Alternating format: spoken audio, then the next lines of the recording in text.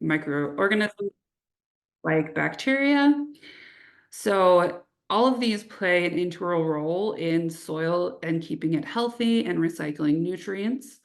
Um, However, when we need to have our land reclaimed, um, there's some sort of disturbance happening. So, for example, I focus on mining, but other disturbances could be very intense farming or a forest fire or anything like that. So, uh, nothing that lives in the soil really likes disturbance. So the whole idea of reclamation and restoration is that you are trying to get back to a happy and healthy soil community and to make it look like what it did before. So why does this matter?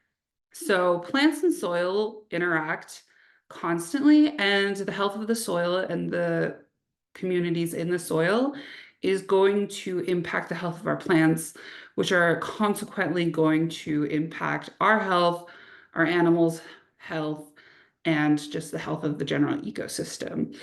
So you can see another example here of a lot of microbes that we have. So we have fungi, protists, algae, nematodes, and down to, again, the tiny bacteria.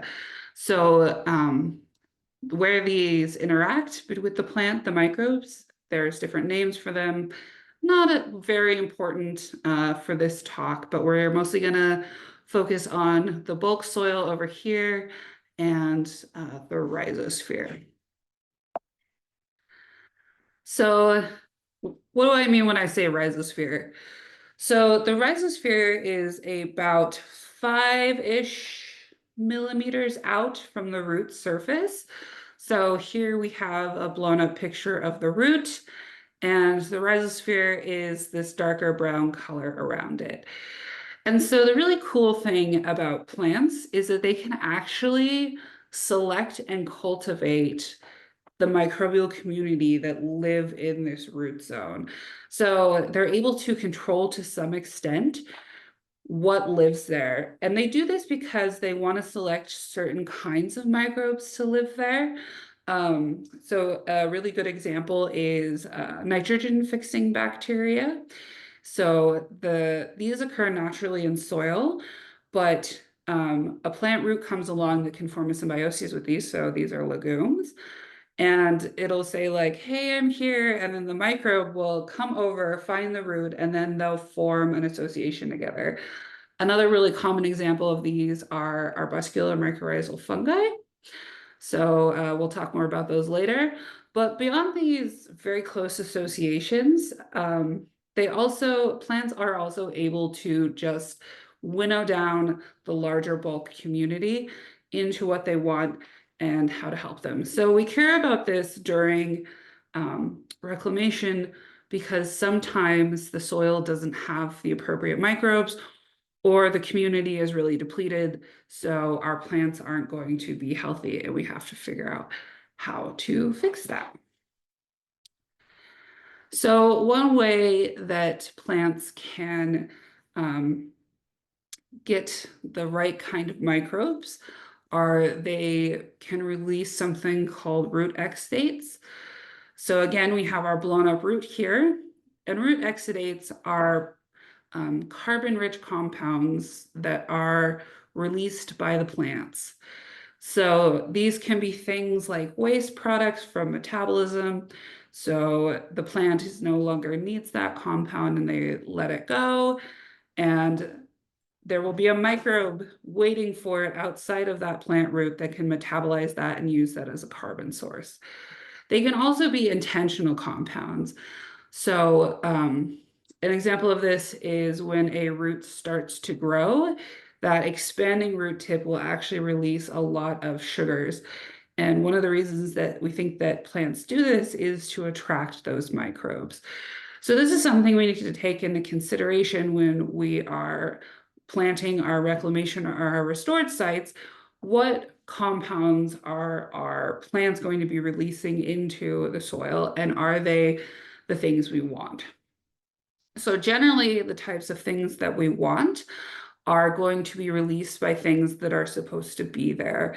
So this is why in reclamation and restoration, you have to be very thoughtful about the plants that you're going to plant, because you want them to be generally native species or things that occur there naturally. And you want to do this because the microbes that are in the soil are going to respond best to those compounds. So you want to be thoughtful about what you do to restore what plants you put in. So why do we care so much about the microbes in the soil in the first place? They're really small. What are they doing there? So it turns out that they're doing a lot. And again, this goes back to the health of our plants, which in turn goes back to our own health and the larger ecosystem's health. So I already mentioned one, and that's nitrogen fixation. So without the use of synthetic chemicals, all of the nitrogen that is fixed from our atmosphere is done by plants. So prior to the 1950s, when the Haber-Bosch process was created, we relied entirely on legumes for this. There's also phosphorus solubilization. So a lot of microbes and some plant roots are able to release acid, which then makes phosphorus more soluble in the soil and more available for our plants. We also have plant growth regulation and fitness. So some microbes can actually create compounds which encourage plant growth, which just continually blows my mind. So some microbes can actually produce plant hormones that tell it to grow in a certain way. Of course, carbon cycling is a very big one. So think about decomposition in general. So anything that's decomposed is carbon cycling and happens generally in the soil or very close to the soil. So this is really important, because if this didn't happen, first of all, we would just have dead plants and animals everywhere, which would be, really gross. But second of all, it releases the carbon back into the soil and starts to cycle those nutrients again. And biocontrol agents. So this is a really interesting one. So the idea is that if you have a healthy community, a microbial community in your soil, your plants are going to be less susceptible to disease because you have a community that can outcompete those diseases. So diseases don't normally appear in great numbers unless something is wrong or there's an opportunity for them to come in and become abundant. So if you have a healthy community, you should be able to control that. So once again, when we disturb a landscape through mining, through a forest fire, through urbanization, or very intense agriculture or something, we are messing up our microbial community and our plant interactions. So when we reclaim it, these are things that we want to get back. So we want to get those ecosystem services provided by the soil and the microbes back. We want to restore previous levels of carbon cycling and nitrogen fixation. So again, these are things that we need to think about when we start to reclaim a landscape.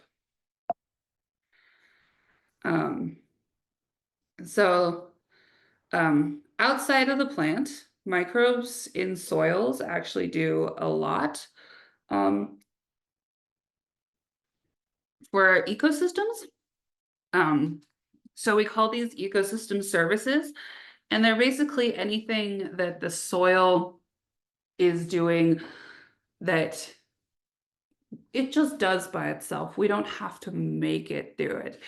So there's a bunch of examples on this slide, but a really interesting one, and that comes up often in reclamation, is heavy metal contamination. So a side effect of a lot of mining is heavy metal contamination. So if you put this in your soil, it's going to make your plants unhappy. They're going to die. It can make people very sick. However, if you put the right microbes in, and some of the indigenous microbes as well, they can actually solubilize and immobilize those and take it out, which is really cool. Another really important one is pesticide degradation. So if we have too many pesticides in our ecosystem, this can kill our local insects, which can provide a lot of benefit or which provide a lot of benefits for our ecosystems. However, a lot of our pesticides are carbon-based compounds, so they're actually pretty easily decomposed by a lot of microorganisms. Um, Over-fertilization and nutrient runoff. So these are really big problems. So in the US, we actually have a really big problem where our major river in the US, the Mississippi, it is super important for a lot of farming. It gets a lot of nitrogen runoff, and then it turns the Gulf of Mexico into basically a swamp of algae. However, if we have a healthy functioning ecosystem, the microbes in that will naturally break it down. Um, Salinity and drought. So our arbuscular mycorrhizal fungi in particular are very good at helping to deal with this. So if we don't have the right AMF in our system and our plants don't form good associations with that AMF, they're going to have higher drought intolerance because they're not able to get enough water, because the hyphae that form with the roots of the plants, they will, go out into the soil and look for that. After disturbance, we often lose a lot of our organic matter in soil. So our organic matter is basically our bank for soil nutrients. So low organic matter is going to mean that our ecosystem in general is not healthy and we need to get that back. So one way to do this is to add organic matter back in. And our microbes that already exist in that ecosystem are going to break that down, add that organic matter back to the soil, and are going to help sequester carbon and make it healthier over time. And with that breakdown of organic matter, you're also going to get the input of nitrogen and phosphorus. So this is also something we particularly need to consider when we're restoring a landscape is, did we lose a lot of our carbon and how can we remedy that? So recently in the United States, we passed laws that mining companies have to actually save their topsoil. And this is a law because most of our organic matter is in that top, however many inches of soil. But if they scrape that off and save it, then we don't lose as much carbon. So that's actually a really good law we have here, and it's pretty strictly enforced. Some other things you can do to bring back your carbon is add things like compost or wood chips, stuff like that. So here's an example of what can happen to a soil microbial community with disturbance. So you have your undisturbed land up here on the left, and your microbial community is going to be really diverse. It's going to be happy and healthy and functioning. You're going to have all those ecosystem services happening pretty naturally. You are going to have some issues that every landscape has, like erosion or compaction, but generally it's doing pretty good. So then this land is going to be mined. So with mining, we're going to lose our soil profile, so we're going to lose our soil structure. We're going to eliminate the vegetation. So any vegetation that's there gets in the way of mining, so that's gone. So you're not having any more inputs into the soil in the form of root exudates or plant litter. And then you're going to have a lot more issues like heavy metals, like other forms of pollution. So then we're going to reclaim the land.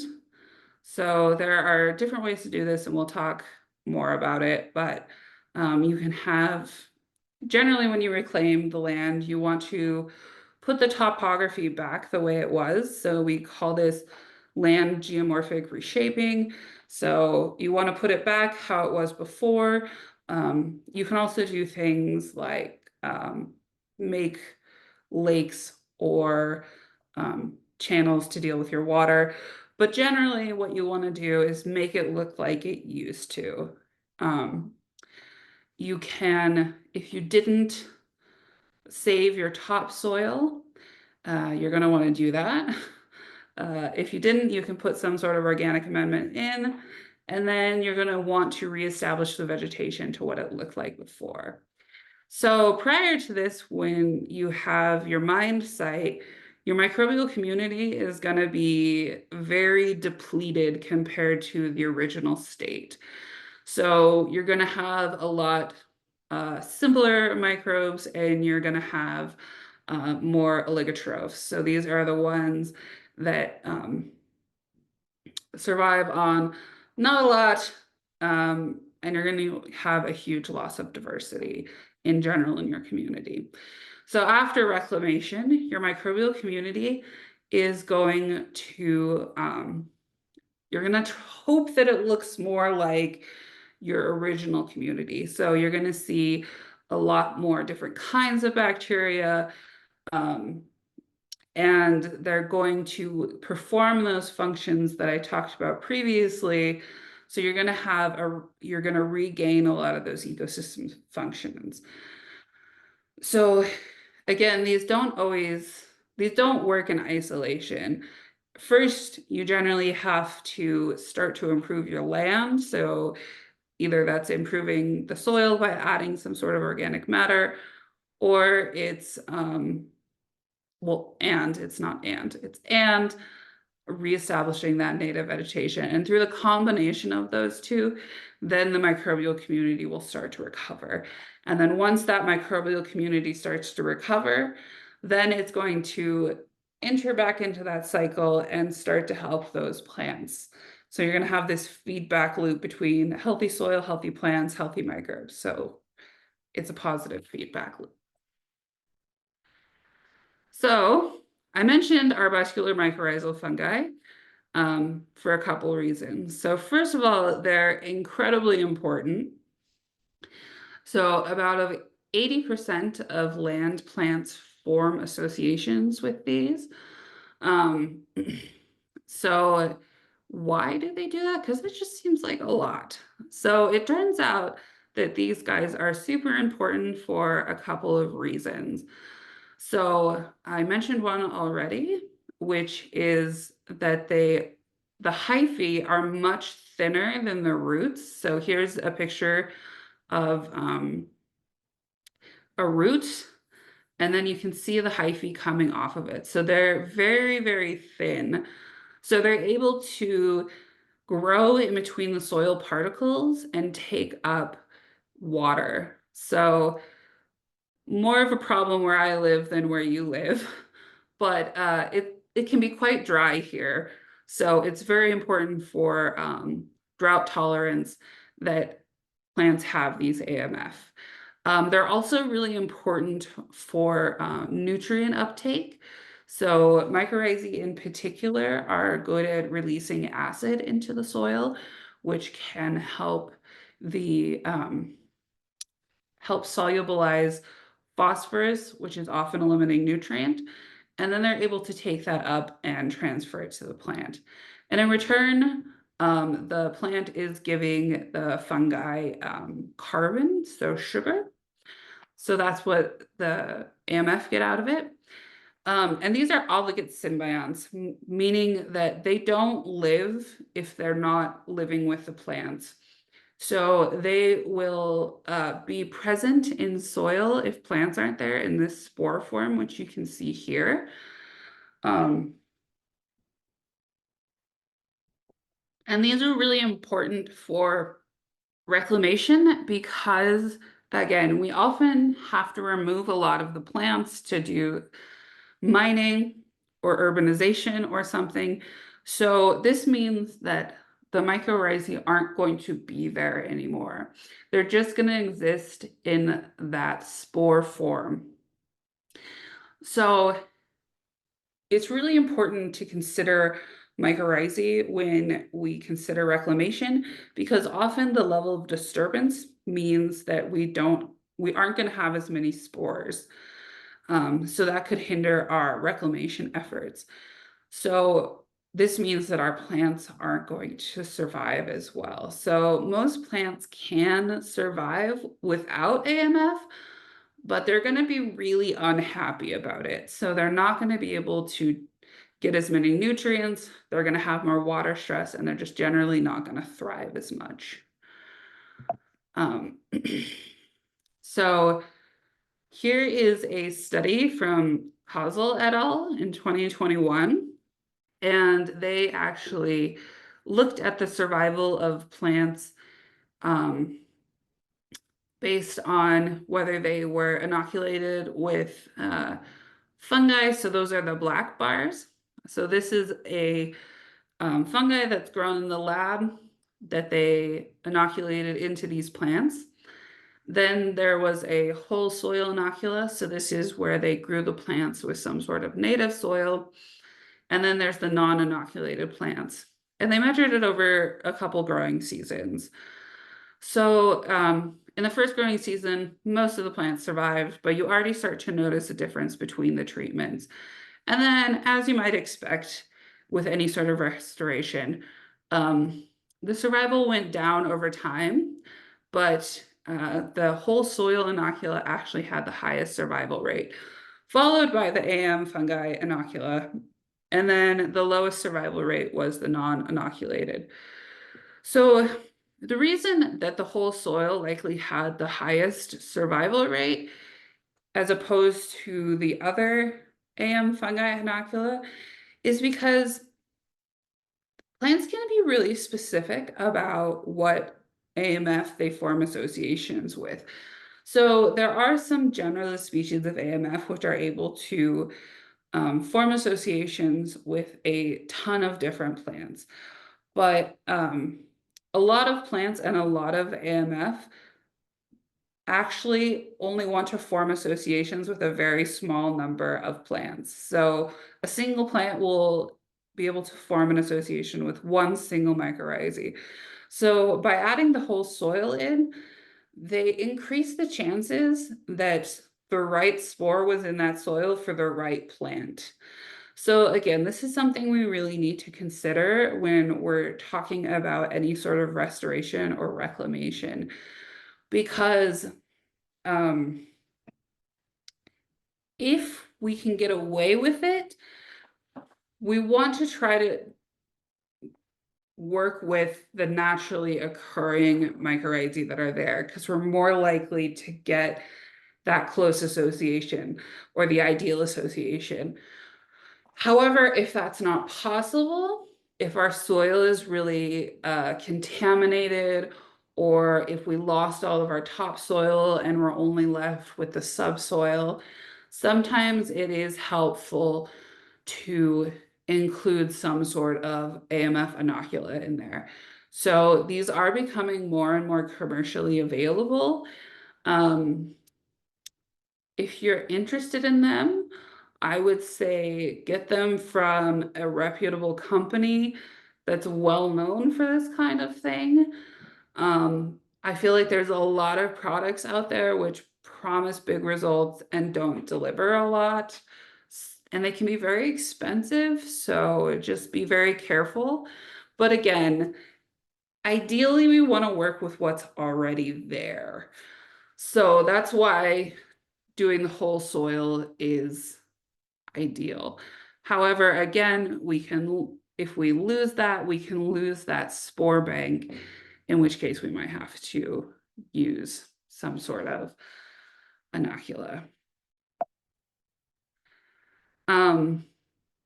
So that's how we do it if we just want, in general, plant some plants, call it good, see how it turns out. So this is generally what we're going to do if the site isn't too disturbed, if we still have our topsoil, if we know what it looks like before, and if we have an idea of how we can restore it. However, this isn't always possible. So sometimes our sites can be really heavily contaminated with something, heavy metals or pesticides or something, or again, it could be we don't know what was there, we don't know what it looks like. So in this case, we can actually work with microbes to either clean up our pollutants or process something.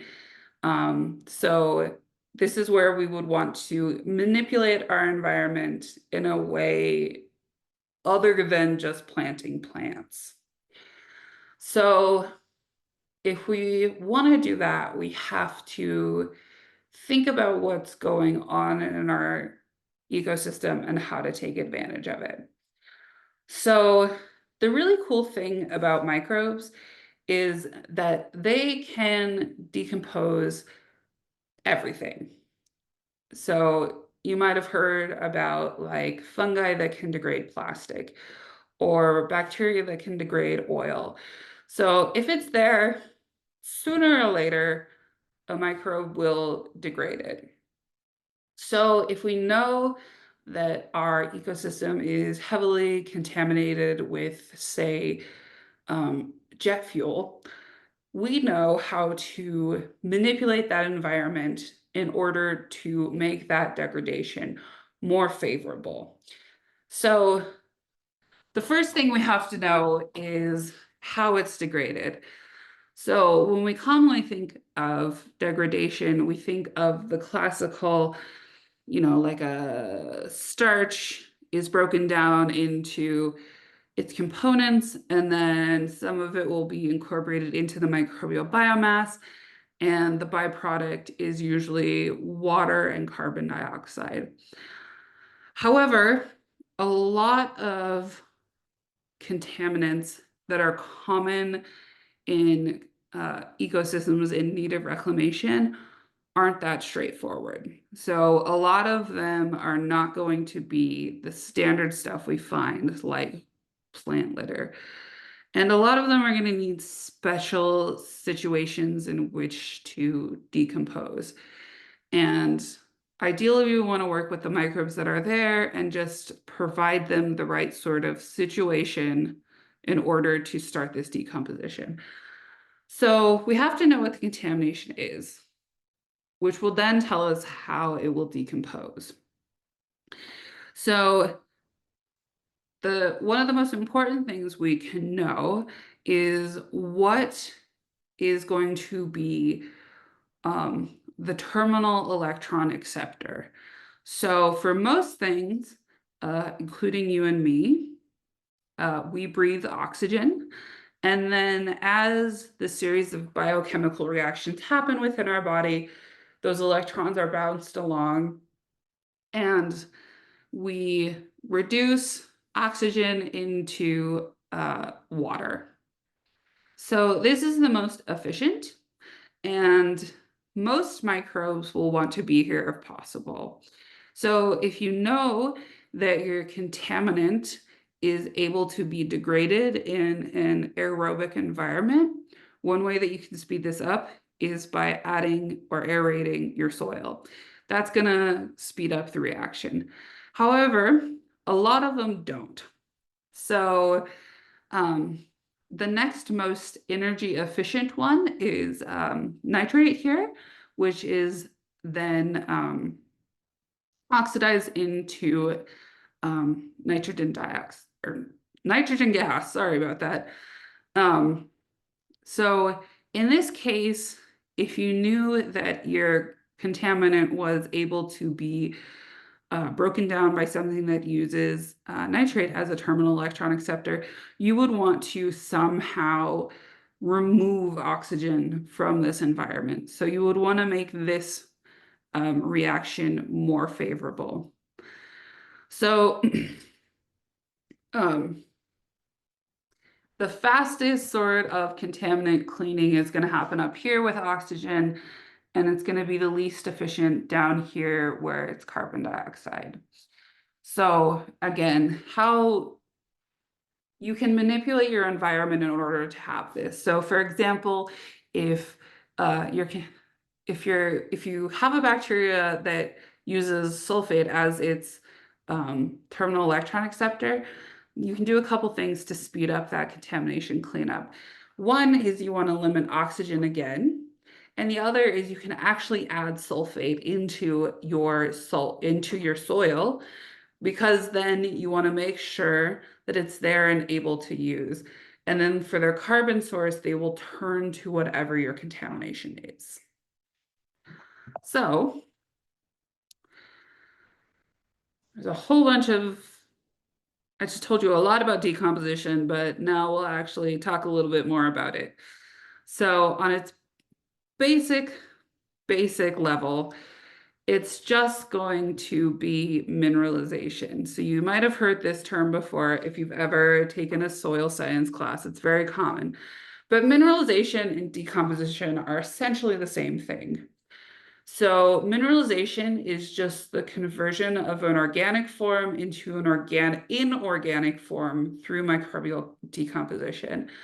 So this is the breakdown of anything organic into its parts. So microbes do this to get carbon from it and also things like nitrogen and phosphorus. So this is essentially what we can harness to clean up those contaminants. So a really cool thing that we can do with this, though, is we can take advantage of something called co-metabolism. So this is when a compound, so in our case, this would be our contaminant. So it's going to be broken down by our microorganism, but it's not necessarily going to be taken advantage of by our microorganism. So we can basically trick microbes into doing this for us, because our contaminant or our compound is going to look very similar to what it normally would break down. So a lot of the enzymes produced by these microorganisms aren't going to be that specific. So if we know we have this contaminant in our soil that looks kind of something like this, we can use this to our advantage. So some examples of these are methane monooxygenase. So this breaks down the C to H bond in methane to give bacteria energy. So the breaking of that bond releases energy, the microbes harness it. So methane looks pretty dang similar to ethane and propane.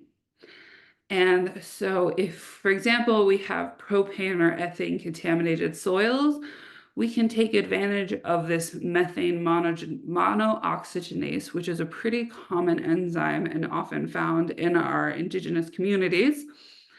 We can take advantage of this enzyme to clean up our propane. So as you might imagine, we have to go back to the previous slide where we have our hierarchy of terminal electron acceptors. The C to H bond doesn't have a ton of energy in it. And if you recall, it was very low down on that chain. So we can take advantage of this by stimulating the microbes in a certain way. So in this case, again, we would probably want to limit oxygen in some way in order to clean up that ethane or propane faster. So again, this is where you need to know about how your site is contaminated and how it needs to be reclaimed in order to properly take advantage of this. So as I mentioned, ideally, we would want to do this with our native microbes, but we can't just hope for the best. We can't just, like let it sit and hope it happens. It's not really that simple, unfortunately. It'd be nice if it was, but it's not. So there are a couple conditions under which this has to happen. So first is you have to have the microorganism with the capability to degrade that compound. It has to be there. So hopefully this exists in your soil already, and you can just provide the right conditions in some way.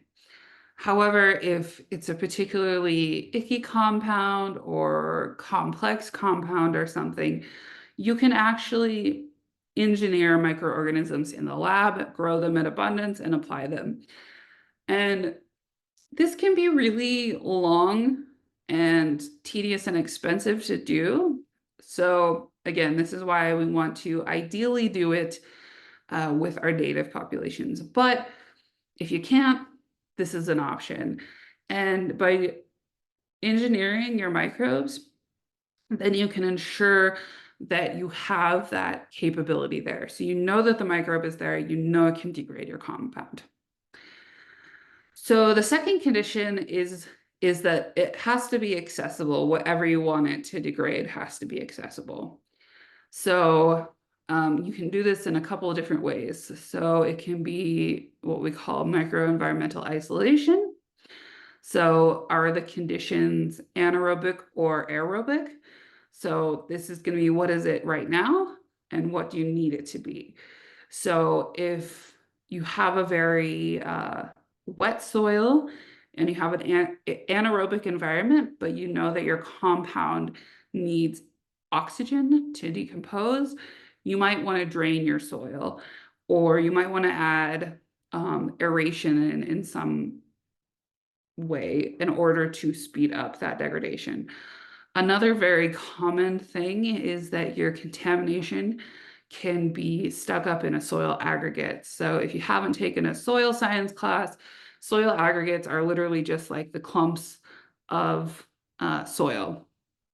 And so as you can imagine, if your contamination is stuck in a clump of soil, it's not going to be physically available to your microorganisms to break down.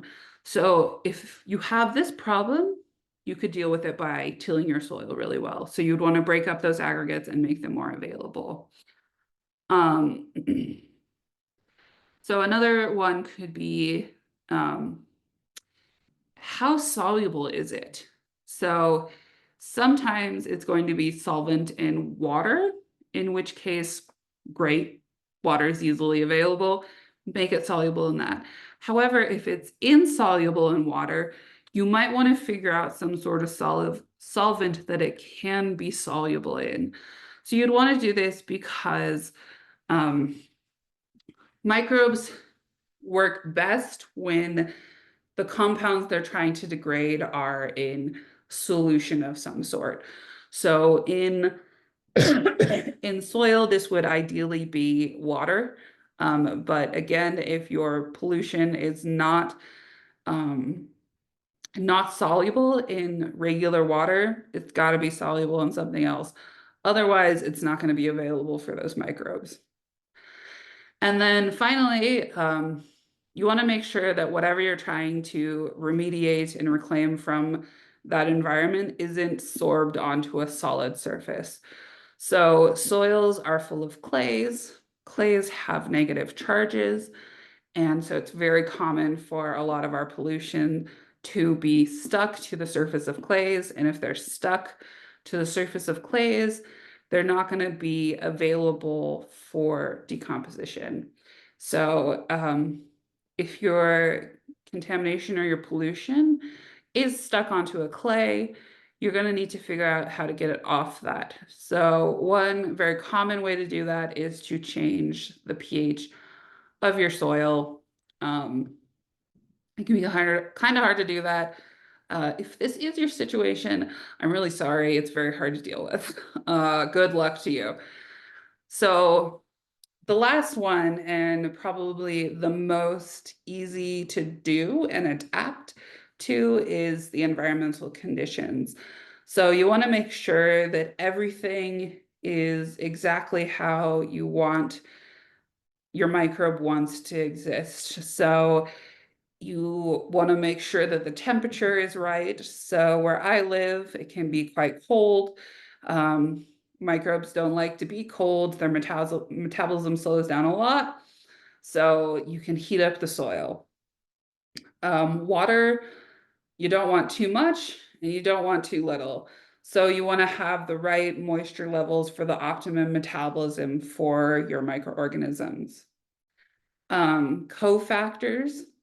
So a lot of these enzymes need cofactors. So one that you've probably heard of in your biology classes um, are various components of enzymes. So like iron and hemoglobin, you need to have accessible iron and able to make that enzyme. Or they can be various things like other compounds which help your enzyme work. So if you know what your compound is, you know how it decomposes, you're also likely going to know if you have the right cofactors in there. So you want to make sure they're there so everything can be operating at an optimal metabolitic rate. And then finally, our electron acceptors, if you know it's going to be a weird one like sulfate or nitrate or methane and not our standard oxygen, you want to make sure that those are available and ready. So you want to make sure they're not limited in any way. Or if it is oxygen and your soil is really compacted, you want to make sure that there is enough oxygen available in your soil. So again, this is why you have to know what is your pollution, what is your contaminant in your ecosystem, and how it degrades. So this probably is way more chemistry than you wanted for a biology lecture, but it's very important. So I'm sorry. um, so something else that you have to consider is the outcomes. So ideally, in the best of all situations, we would have complete mineralization. So this is going to be complete decomposition of our contaminant or our pollution. So this is going to be what the microbe can use. They're going to either incorporate into their body or release back into the soil. You're also going to have the release of things like carbon dioxide, water, which are normal byproducts of any sort of metabolism. You and I are currently releasing carbon dioxide and water when we exhale. And then you're going to want to have the nutrient constituents. So these are just what else was broken down. So what else is released, and hopefully whatever released is very benign and can be taken up and used by either plants or other microorganisms. Again, this is the absolute ideal situation. This doesn't happen all that often. So this is again why you're going to need to know what happens and how it decomposes. So often it can be transformed into another compound. So this means that it's not completely decomposed. And this can be a real problem because sometimes our pollution is decomposed into other pollution, which is not good. So this can be a problem and it cannot be a problem. So if you have the capability in your soil, microbial community to then further break down whatever that other compound is, you're good to go. However, there are some things, some pollution, which can degrade into really nasty stuff. So again, this is why it's really important to know how it breaks down. Another way is that it can be accumulated within an organism. So we'll talk a little bit more about this when it comes to phytoremediation, but this is where our soil microorganisms or our plants would actually take up our pollution. So this is really common for heavy metal contamination.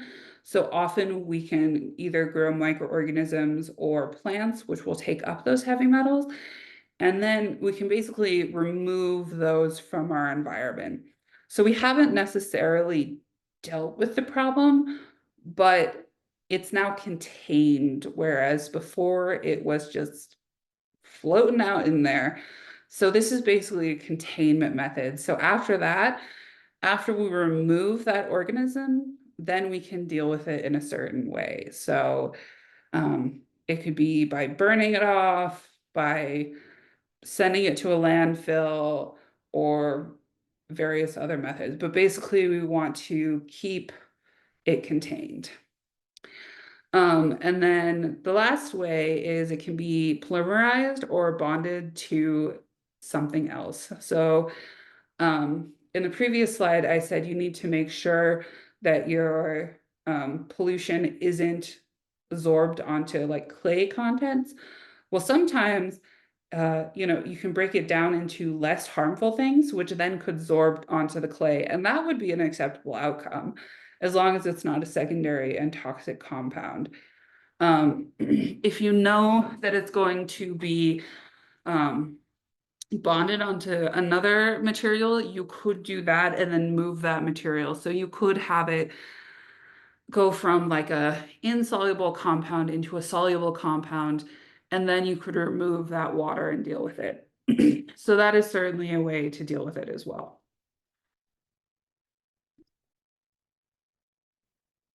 So here's some real life ones that we have all, I'm sure, taken advantage of if you ever drink water. So the most common one of these, especially in urban environments, is actually wastewater treatment. So this is where we take our dirty water. So this can be human waste, this can be any sort of not clean water, or anything else that goes into the sewer. So basically what happens here is it goes into a tank. It's corrected for the pH.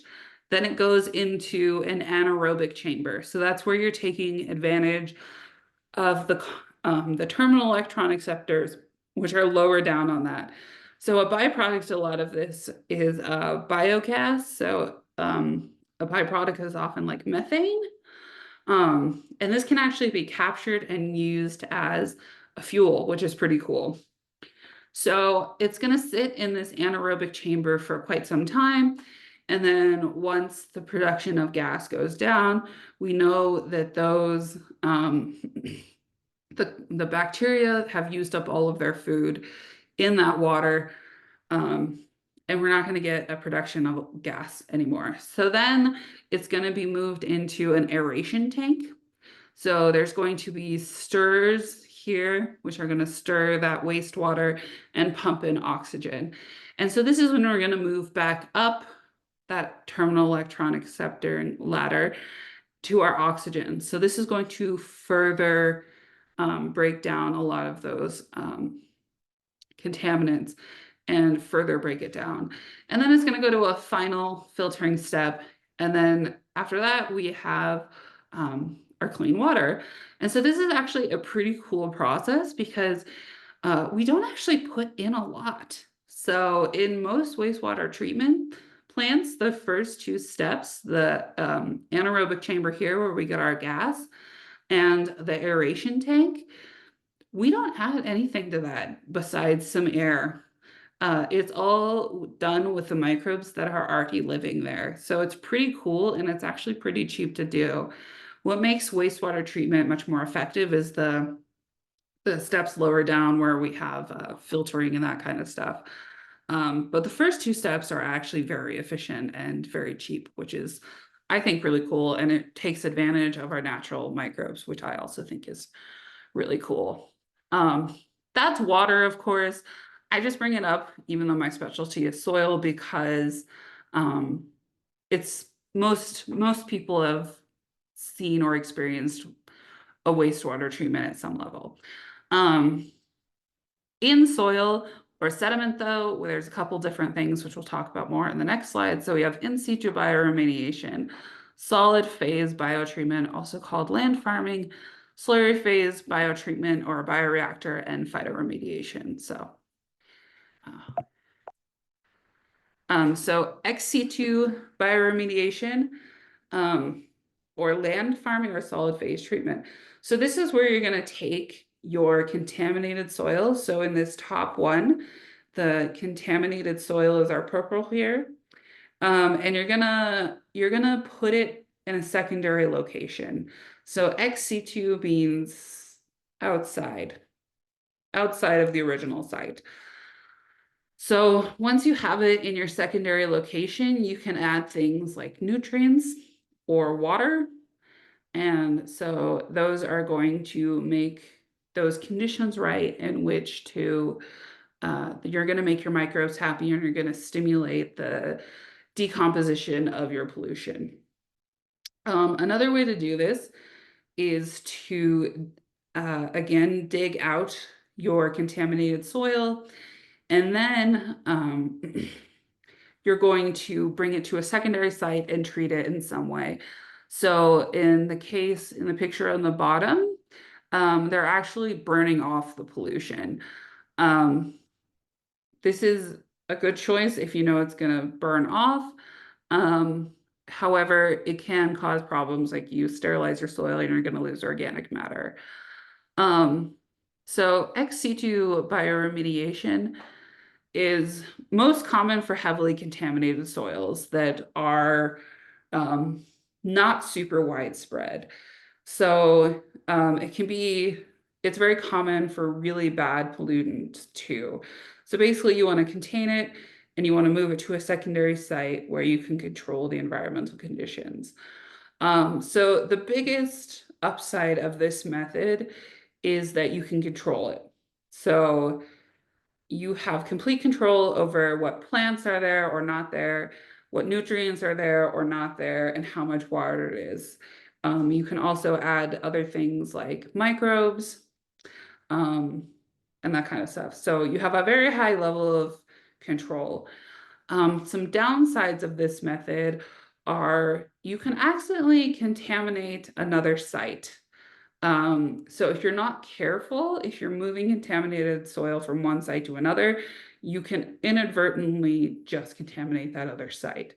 So often if this is done, they'll add some sort of impermeable liner, or contain it in some way. And another big downside of this is it can be extremely expensive.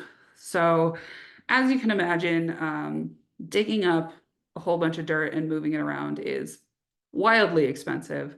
So this isn't a popular technique if you can avoid it. So the next one is in situ bioremediation. So this is when you're doing it where the contamination is. So you can stimulate the microbial populations in some way. So you can aerate the soil, you can add in nutrients or your engineered organisms. So an example of adding in nutrients is a friend of mine works on gas. So just like gas you put in your car, after gas stations leave, the soil in and under the gas stations is actually pretty contaminated with gas. So for her research, she actually looks at adding phosphorus back in because it's often the limiting nutrient. So gas is actually just a very carbon-rich compound, and if you add in phosphorus, it often stimulates the local microbes to break it down. So that's pretty cool. Um, a plus side of this method is that you're taking advantage of your local microbes. So this means that you're going to have a naturally higher microbial diversity than you would in land farming where you remove it. So the higher diversity you have, that means that you're more likely to have an enzyme that is capable of breaking down that pollution, which is pretty cool. A huge plus side of this method is it's cheap. It's very inexpensive to do. You don't have to um, move any soil, and you can, do something as simple as, tilling the soil, which is pretty cheap, pretty fast. This is really good for degrading carbon-based compounds. Um, so these are going to be a lot of our petroleum hydrocarbons. So again, all of our petroleum hydrocarbons are just carbon-based compounds. So microbes are actually very good at degrading a lot of them. It may take a little time, but it'll work.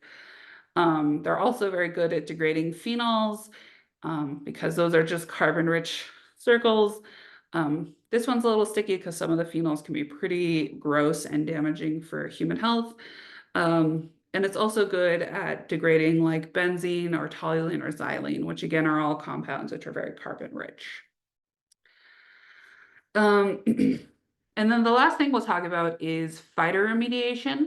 So this is where we work with the microorganisms and the plants to clean up that pollution.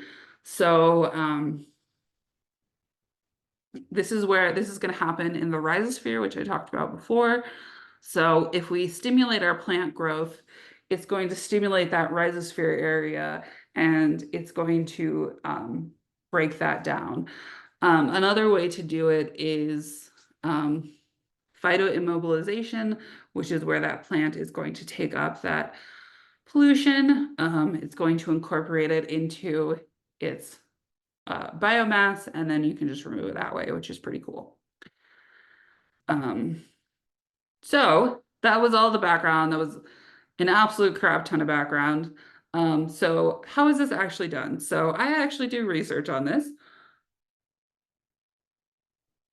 and I'll tell you about it. So the first is prairie restoration, and the second is uranium mining. So this takes place in Illinois, right outside of Chicago. So much of the United States used to be covered in giant prairies. And in the Midwest, so this is like Chicago, Ohio, like the middle of the country. Much of that prairie doesn't exist anymore because it turns out that that soil is super rich. So it's really good for farming. So we've lost a lot of our prairie. So there's a movement to restore the prairie and to reclaim that land. So this was a really large experiment designed by this guy here, Andrew Hipp. In this prairie, we planted 127 different plant species. So I know that I'm talking to people who live in the tropics where it's very rich, but our prairies for the Northern Hemisphere in the United States are incredibly plant diverse. So you won't find a lot of species in a lot of our ecosystems here. So 127 is actually quite diverse. So this whole experiment had 437 plots. They were 2 by 2 meters. So you can see each of these little squares is 2 by 2 meters. And each of those 127 species was planted in monocultures. So 2 monocultures. And then there was a whole bunch of polycultures planted as well. Each polyculture consisted of 15 different plant species and had different levels of phylogenetic diversity and trait diversity. So the phylogenetic diversity is how far apart are these plants on the tree of life, and trait diversity is a whole bunch of above ground traits like is it a legume? How big are its seeds? How thick are its leaves? Like that kind of stuff. So the idea here was to see how these plants interact with each other. And then my portion of this research was to look at how these change the below ground functioning. So both the microbial communities, what they're doing there, who they are, and then how they're functioning. So here is some bacteria. So we looked at the bacteria and the fungi, the AMF, and a whole bunch of nutrients. But I think I'm just going to show you the bacteria here, but I'll tell you about some other stuff. So this experiment started in 2016, and then the last date we sampled was actually 2023, but we don't have that data yet. So I'm just showing you the 2021. We have observed, so this is just richness. So how many different species of bacteria are there? So we have the pre-planting here in 2016 in blue, and then in orange, we have our monocultures, And in yellow, we have our polycultures. So really unexpected here is that reclaiming the prairie actually lowered diversity in polycultures. So that was a little weird. Um, I think it's because there's just less disturbance um, and more competition. So that's my theory, but I'm not entirely certain here.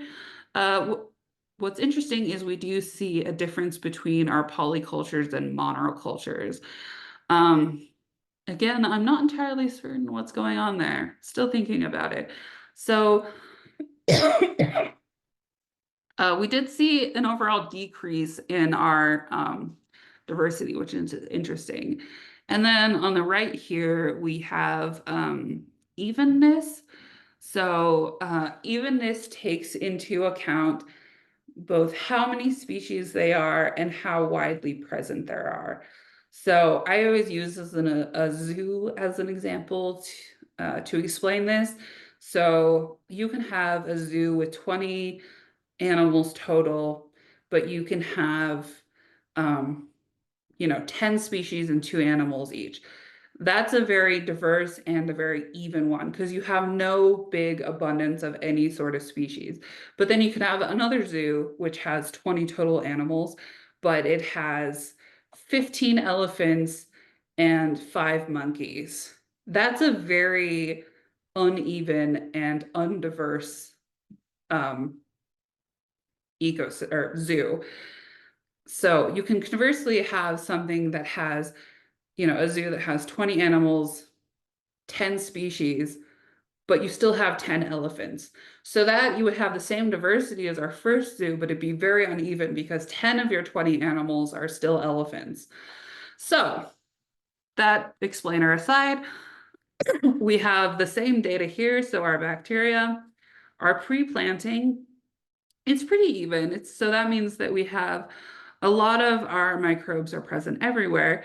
But as you can see, as the prairie reclamation goes on, we actually have increasing evenness. So 2 years after planting, our monocultures look pretty similar to our pre-planted data. But very quickly, our monocultures, or our polycultures, sorry, our yellow ones actually increase in evenness quite a bit. So we may have lost some of that diversity, but we increased evenness. So this means there's a more equal distribution of our microbes in the system. I think that's pretty cool. Um, so also at this site, we've looked at the fungi. The fungi are following the same trends as the bacteria.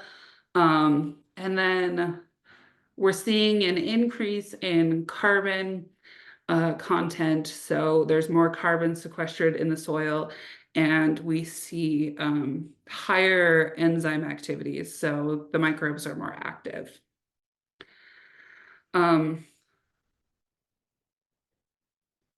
So in Wyoming, in the 1930s, 40s, and 50s, there was a lot of uranium mining happening. This was, of course, fueled by World War II. So this is actually the site that I'm currently working at here. So you can see it's pretty bad. So this mine shut down in the 60s. And this was prior to any laws in the United States that said that mines had to be reclaimed in any way. So the government was able to just leave, and the company was able to just leave. And so this was just sitting open to the environment, and there's a town near here, and this basically just did not recover by itself. So starting how many years ago? 15 years ago, the Wyoming state government started to reclaim this land. So they did this by replacing a bunch of topsoil. So this middle picture here is what it looks like now. So you can see it's got plants. That's huge. So the interesting thing about this site is it's really big. So it's taken a really long time to reclaim. So our oldest site there was started in 2012, and the way that we reclaim it has changed a little differently. So previously they used to just so Wyoming is very full of mountains, it's very hilly. So in order to match the previous topography, they used to just like create a giant slope, call it good. Um, and they don't do that anymore. They try to match the topography of it. And this is still an ongoing reclamation site. So here is a picture of my grad student next to a huge grader. So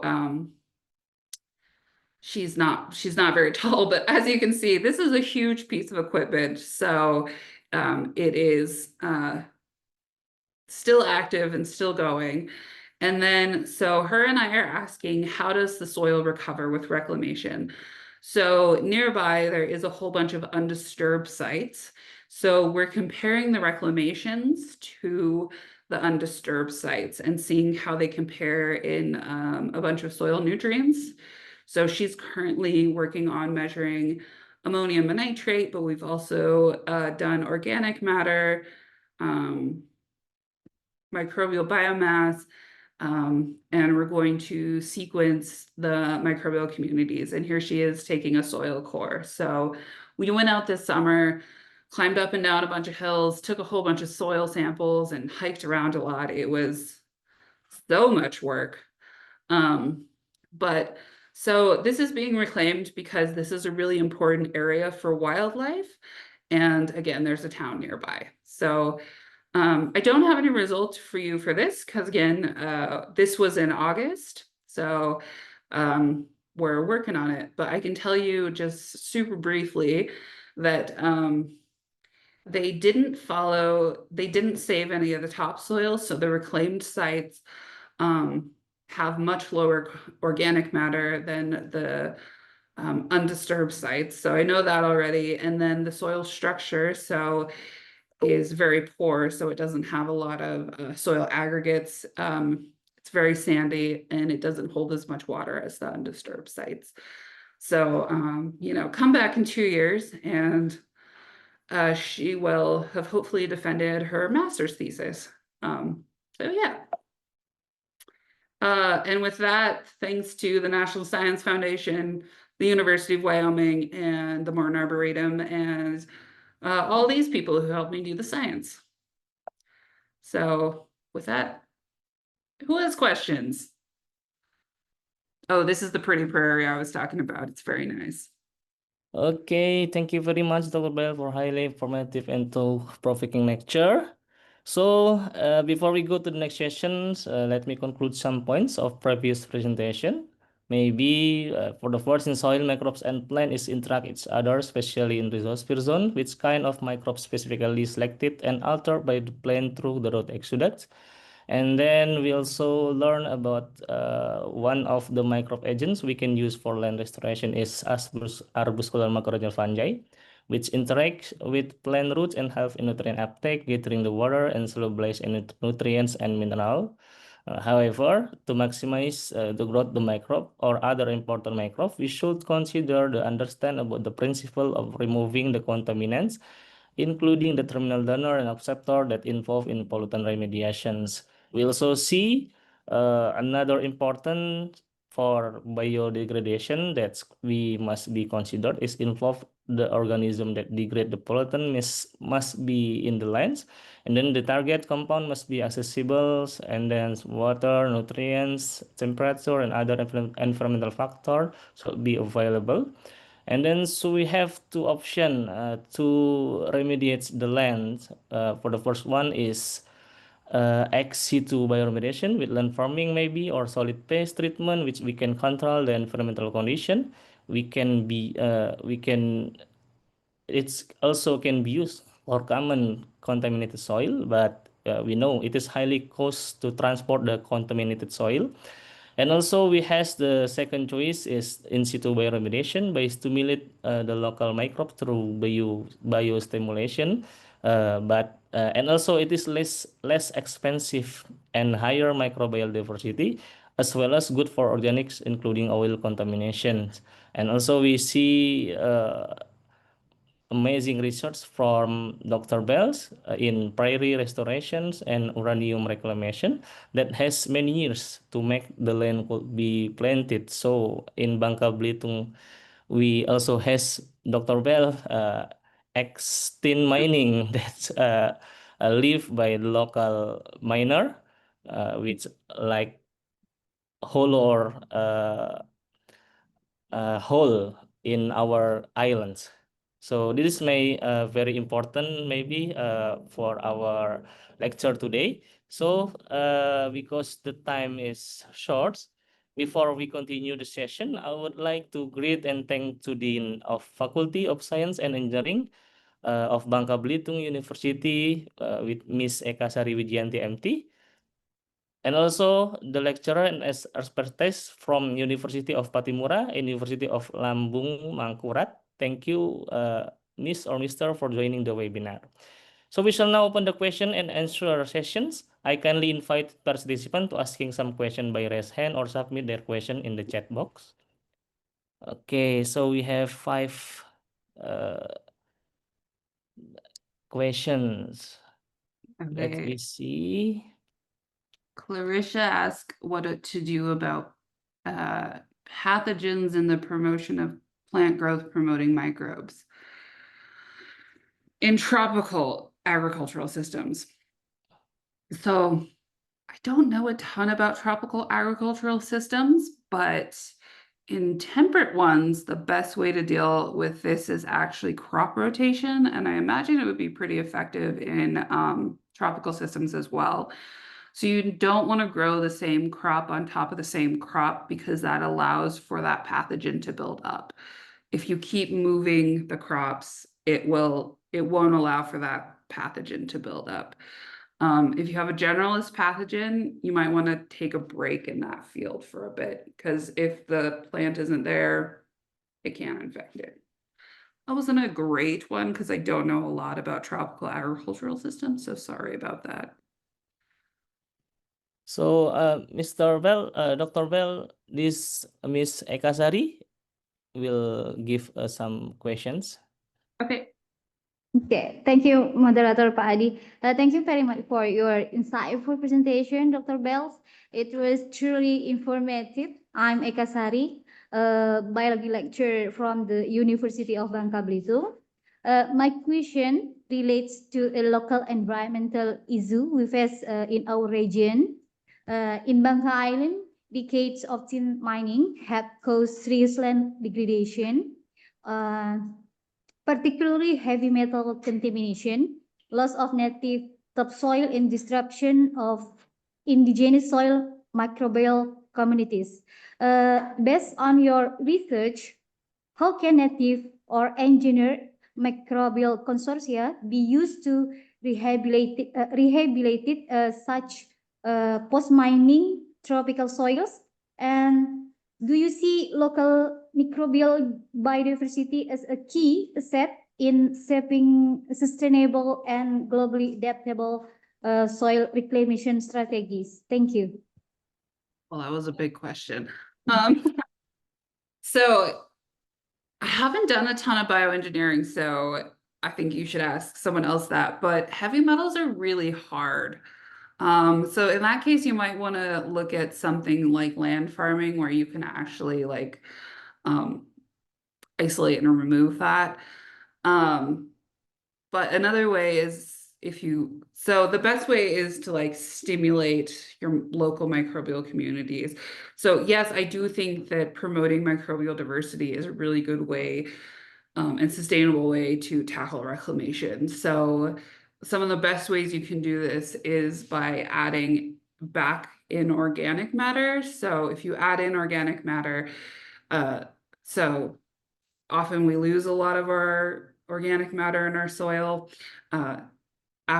during mining. So if you put that back in, that's going to serve as a food source for our soil microbes and is going to diversify that population, which in turn will help to restore and reclaim that and give us our ecosystem services back. So I feel like that was a pretty short answer for a very long question. Sorry. Okay, thank you. How Miss Eka Sari? Any questions? Thank you, Dr. Bells. Okay, so we continue the next participant. So Haura, so you can ask Haura.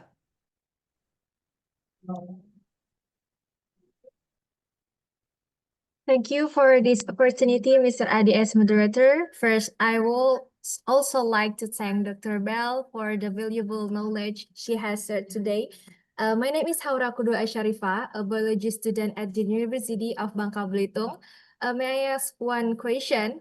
Regarding the aspect of soil microbes and reclamation, it appears that the dominant anaerobic microbial fermentation activity in disturbed soil can create less than ideal environmental conditions, such as reduced oxygen availability due to low porosity, thereby preventing the nutrient cycle from functioning optimally. My question is, what efforts can be made to minimize this impact? Thank you.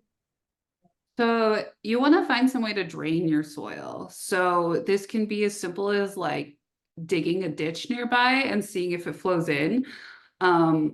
It can also be things like adding in drainage tiles, which can be quite difficult. You can also add in some sort of like pump system. So you could literally like pump the water out. It's a hard problem though, especially in wet places like Indonesia. But if you have your anaerobic situation and you know it's not good, you just need to find any way to remove that water. So pumping is probably your best bet unless you have a pretty like natural slope anyway. But yeah, pumping probably your best bet. But any way to remove the water, do it. Okay, how Haura? There is more questions. Haura is enough. Oh, I think you're muted. There you go. Thank you, Okay. Mr. So Bell. maybe we go to the chat room, Dr. Bell. There is many question here. We see maybe from Shalom. She asks, is the effect of the recovery influenced by other vegetation, or is it still microbes that play a big role? And how do we know the difference in the influence between microbes or vegetations? This is a very good question. So it's both. So it's a feedback loop. So generally, we're going to start with our vegetation because it's easier, right? So it's much easier to plant seeds than it is to engineer microbes. So first, the plants are going to feed into the microbes and make them healthier, but then the microbes are going to help the plants be healthier. So it's going to start a feedback loop between the plants and the microbes. And how do we figure out the difference between the influence of the microbes and the vegetation? That is a very, very hard thing to do. There's thousands of people studying this around the world, including myself. So you can do studies like the one I talked about where they use different soil inoculate, but this is a very big question, and go to grad school and join us all in researching this. So there's no, again, these things are so tightly coupled that they don't often, like, it's not one or the other. They work together. So it's very hard to Okay. isolate the effects. Yes, thank you, Dr. Bell. So we continue the next questions. This from Melda. I would like to ask that currently the success of post-mining land reclamation is generally measured in terms of physical aspects, for example, soil stability, erosions, and vegetation, for example, coverage, species diversity. However, given the crucial role of soil microbes in maintaining nutrition cycle, decomposing organic matters, and ensuring long-term ecosystem stability, according to Dr. Bell, is there a need for standardized soil microbiology-based criteria as official reclamation indicator? If so, what are the main challenges in implementing them? So that's the question. Okay, so no, there is not currently any standardized soil microbiology related thing. I think there should be though. So the standard of reclamation is going to depend very specifically on your country's laws. So it's going to vary a lot from country to country. I can only speak to what happens in the United States because that's where I live and I do my research. So in the United States, it's actually, we have like actual laws and people who enforce this stuff. So the things that they check and make sure you're doing is, if, for example, if you do coal mining, did you fill in your big hole? That's a very important thing. So did you fill in your big hole? Yes or no? The second thing is, did you replant your plants? And are they native? And are there the amount of diversity there was before or better? So there are many companies that are hired to monitor these things. And then another thing they look at is what is the land used for? So where I live, that's often wildlife habitat. So we have a whole bunch of animals here that you don't have there, like bison and deer and elk. So are they coming back to that land and using it? If they're not, then it's not reclaimed and there's something wrong with it and you have to go back and fix it. So again, it's going to depend very much on your country's laws to what is considered legally reclaimed. Generally, what I think of as a successful reclamation is it a functional ecosystem now? And is it able to be used to what it was used as before mining? Like, are you comfortable planting a plant that you're going to feed your family there? I don't know. I would consider it like successful if you're like, yeah, I can go plant a garden there and I feel comfortable eating it. I think that's really important. That being said, I actually think that there should be more standardized soil measures. So I think a really easy one to do would be like soil organic matter. It's very easy to measure in the lab if you have a muffle furnace. It's very easy to do before mining. It's very easy to do after mining. I think that would be a great and really easy one. I also think measuring like other nutrients would be a great idea. So is your soil really depleted in phosphorus after mining? Maybe you should do something about that. So I think there should be. Currently in the United States, there's not. I lived in Canada for a while. There's not any there either. So I don't know, maybe Indonesia could pioneer this. So Okay, thank you for the clear response and answer. So this is Mr. Mustamid from Bangka Belitung University for raise hand. Time is yours, Mr. Mustamid.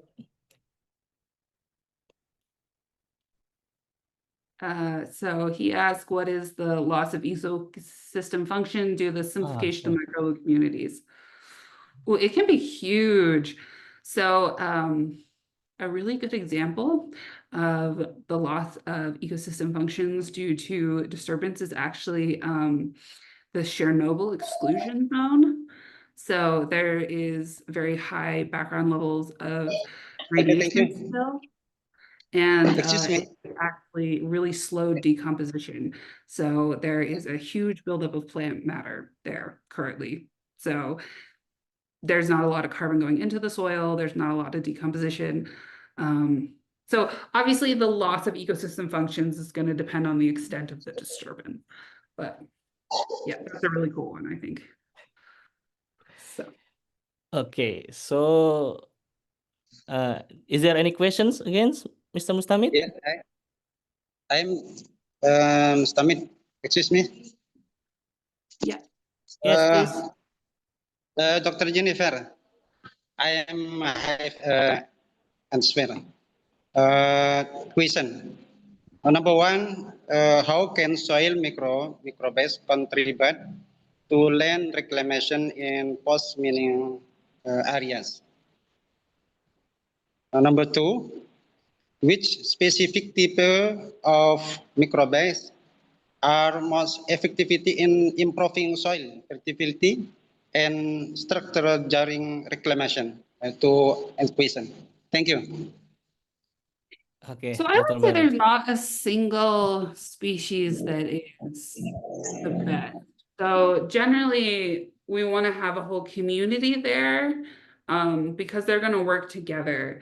I mean, if you're interested in something specific, like improving aggregation, then you would definitely want to have like your arbusculum mycorrhizal fungi, because those are going to physically hold together the soil particles. But generally, we just want to foster like the whole community so we can get back a lot of the nutrient cycling and healthy plants.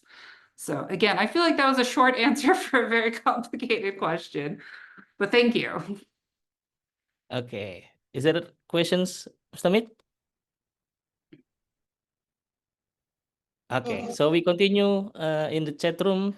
Dr. Question number 2, excuse me. Okay. Which, So yes, please, yes, Mr. Mustamid. yes. Which specific type of microbes are most effectivity in improving soil fertility and structure during reclamation? Specific type of microbes, Doctor. Of name. I don't think there is a specific species. For soil structure, it would be mycorrhizal fungi, but they're all important. It's very hard to, like, you can't just pick one. Like for bacteria in soil, you'll commonly have like 3,000 species. So they're all doing important things.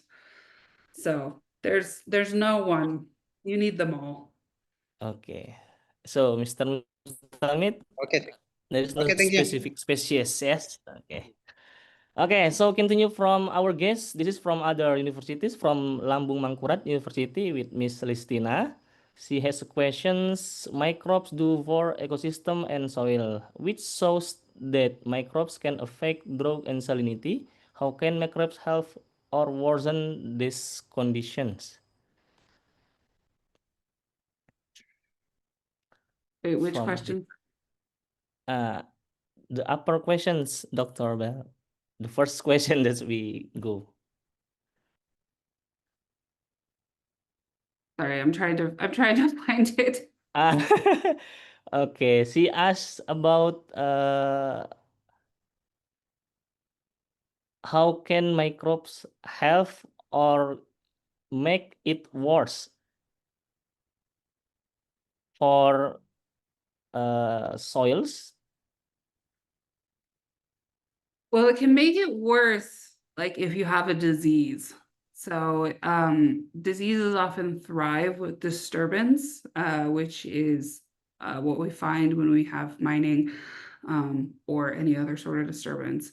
So that's a huge way that microbes can make it worse. So this could be either diseases that you and I can get, or animals can get. So a lot of animal diseases are actually passed through in the soil. Plant diseases very commonly in the soil. But again, if we have a healthy community, so if we can restore that healthy community, they can actually compete against the pathogens so they don't become abundant. So we would want a healthy ecosystem too, hopefully. And then with that healthy ecosystem, we'll have the return of nutrient cycling and stuff like that. So Okay, so from Deli Wahyuni, also from Lambung Mangkurat University, Dr. Bell, this is a question. I would like to ask to what extent the loss of ecosystem function due to the simplification of microbial communities can be fully restored through the reclamation process, and does reclamation only restore microbial diversity or also fully restore its ecological function? So ideally, we would want to do the full ecological function. But again, this isn't just going to be entirely just the microbes. The microbes are going to work with the plants, which are then going to go up and feed our animals and ourselves. So I have seen some restorations which are pretty indistinguishable from undisturbed sites. These are generally smaller though. So, and they can take a long time. So the restorations I have in mind are like 30 years old. So these kind of disturbances are going to be pretty noticeable for quite a long time. probably better in Indonesia than North America because you guys have more water and it's warmer. Um, but it is going to take a really long time, and especially if it's going to depend on the ecosystem too. So something like reclaiming a forest can take a lot longer because trees just take a really long time to grow. But that being said, we can have, a restoration of these ecosystem functions pretty quickly. So we're going to have the return of the nutrient cycling. Our plants are going to be happy and healthy. It may not just match exactly what it used to, but it's still going to be pretty close and it's better than it was. So my controversial opinion when it comes to restoration and reclamation is that something is better than nothing. So you should always try something. um, I feel like people often get overwhelmed and they're just like, oh, we can't get it completely back to what it was, so why even bother? And that's not the point. The point is get it better than what it was. So yeah. Okay, so thank you. And then another questions from Yafik. This is maybe a student from our university. He asked about whether the microbes that already used for post-mining land can be reused, or will they die or decompose immediately after using it, maybe. This is a good question. So Yes. a lot of the engineered microbes, so if you engineer something and add it into the soil, those will die pretty quickly. So some of them will die immediately because, as you can imagine, if you're a microbe and you're grown in a lab, it's very comfortable. You have everything you need, and then you put in the soil, you're like, oh my God, what is this? And you just die. Also, those microbes are designed to die after they clean up the contamination. So we wouldn't want them sticking around. Their food source is going to be gone. So they're going to die and they're going to decompose, and that's fine. We want them to do that. If we add things like mycorrhizae into it, like that one study I talked about, those are going to stick around longer. And that's okay too. Generally, it's fine that they're there. They're doing what they need to.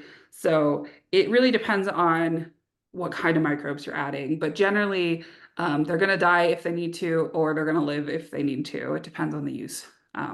But again, you do have to be kind of careful about what you add, though, because you want to make sure that they're going to perform the use. You don't want to accidentally make like an invasive microbe or something, which would be terrible. So don't go engineering things and just throwing it out.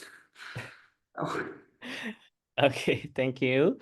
So another question from Mariani, also from Biology of Bangka Belitung University. So what is your opinion on the use of surfactant or other chemicals to increase the solubility of pollutant compounds? Are the benefits worth the risk?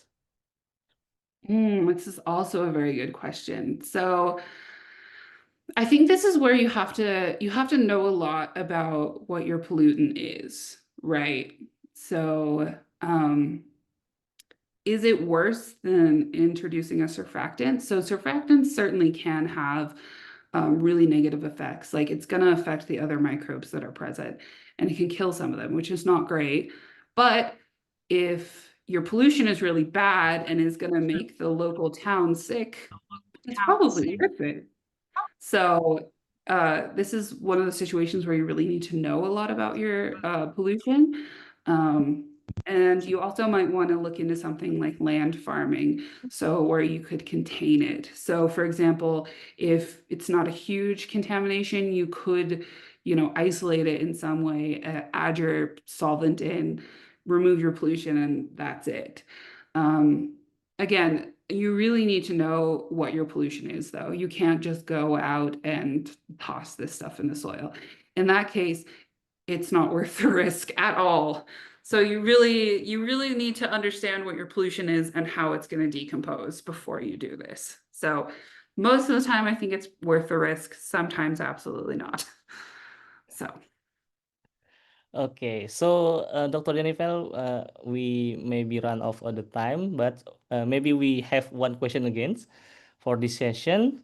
From our guest Windy Natalia from Patimura University, she asks, in my area, we have a problem with land degradation due to the use of chemical pesticides, which has caused one of our local crops, the Kisar orange, to fail, with symptoms of drought affecting all parts of the plant. Maybe what kind of bioremediation approach can I apply using local microbes? So I think the best case would probably be to use less pesticides, which is going to be very hard. There are some microbes you could look into, or microbial products. BT is produced by microbes, and it actually will like clog up the insides of insects, and then they can't metabolize and they die. So that's a really cool microbial pesticide, and it breaks down naturally in the environment. So it's often used for organic agriculture in place of synthetic pesticides. So that's super cool, and would probably give your plants a break. But that's a very hard question, and I wish you luck. So Okay, so thank you for Dr. Bells and other participants for the questions. So as we bring this session to a close, I wish to express our sincere gratitude to Dr. Jennifer Bell for sharing such valuable expertise with us.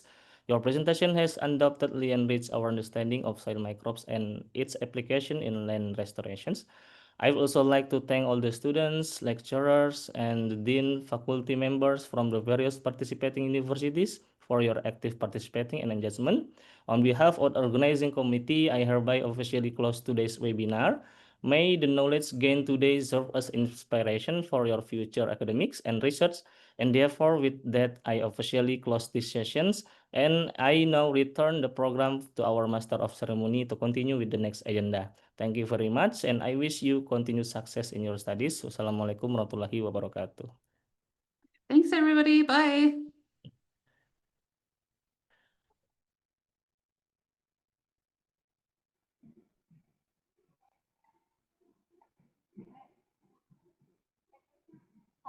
All right, thank you so much for our speaker for a very insightful knowledge, and to our moderator that guided the webinar, and for all of the participants for engaging the discussion. Now we will proceed with the documentation session. We kindly invite everyone to turn on your camera for a brief photo session. Please smile as this moment will be part of our beautiful memory of today's event. And documentation will be taken slide by slide. I'll count down from 3 until 1. Get ready and smile. We're going to have 5 slides here. The first slide will be captured in 3, 2, 1.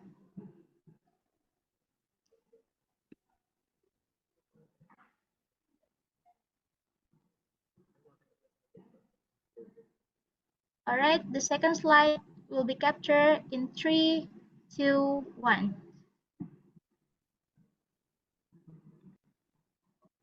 All right, the next slide will be captured in 3, 2, 1.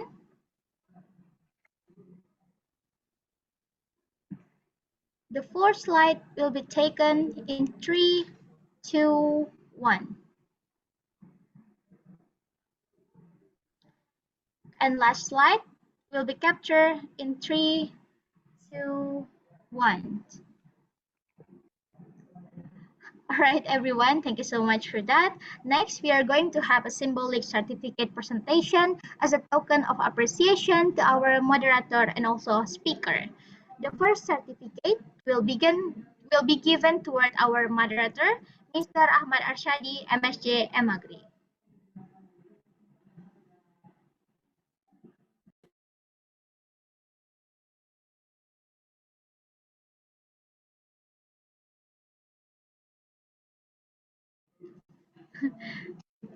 All right, Mr. Ahmad Arsyadi, maybe we can take a bit photo. Smile. We'll take a photo in 3, 2, 1. All right, thank you so much. And the second certificate will be given toward our speaker, Dr. Jennifer Bell.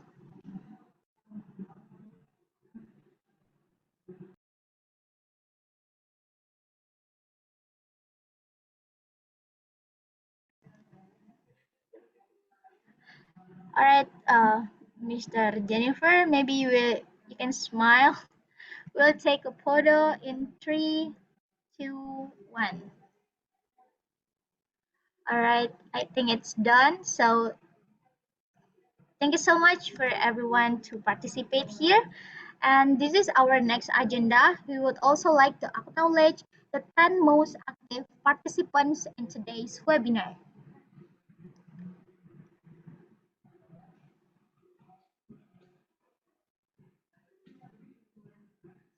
So congratulations to the 10 most active participants today. With the name is Eka Sari, Haura Kudwa Ashi Sharifah, Mustamid, Clarissa, Shalom Ayumi, Dli Wahyuni, Melda, Yafik Muharasha, Mariani, and Siti Nabila. Congratulations for you guys. And thank you for your enthusiasm and contribution in making our discussion even more lively today. So the next, for your information, our next webinar will be given to you in the next on the 21 October 2025 with the title of The Hidden Half, Integrating Root System in Understanding Three Strategies. Don't forget to participate. So ladies and gentlemen, finally, we have now reached the end of today's webinar. On the behalf of the organizing committee, we sincerely thank our speaker, moderator, and all of the participants who have joined us today. We hope this lesson has been insightful and valuable for all of us. And I'm Dina Famuri, as your Master of Ceremony, will take my leave. See you again in the next Biozone event. Until then, stay healthy and keep inspiring. Thank you and have a wonderful day. Wassalamualaikum warahmatullahi wabarakatuh.